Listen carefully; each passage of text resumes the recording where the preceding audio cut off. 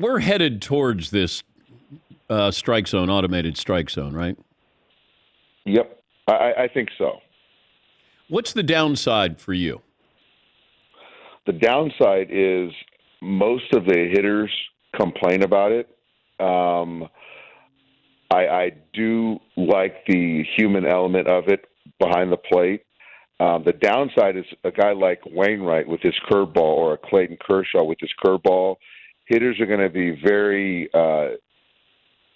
dissatisfied when they see that automated strike zone with guys that can throw a curveball like that.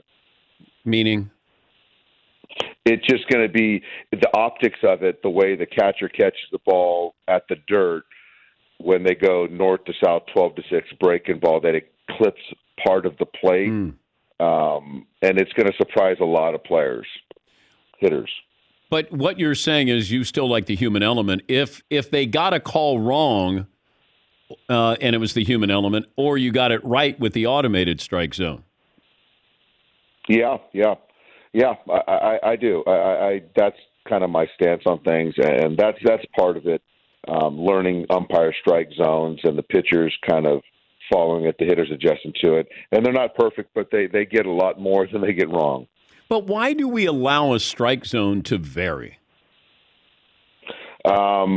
I think it's just essentially it's the human error. What I will say, though, Dan, is there is a buffer zone right now in AAA with the automated strike zone, which I do not think should be there. Because if it's automated, they don't need the inch border that essentially umpires in the big leagues get for their grading system, for the margin.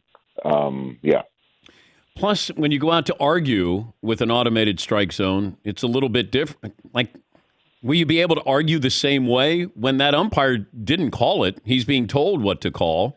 So you can't argue with anybody. I want to see the first manager who tries to argue the automated strike call. It won't be me, I promise you that.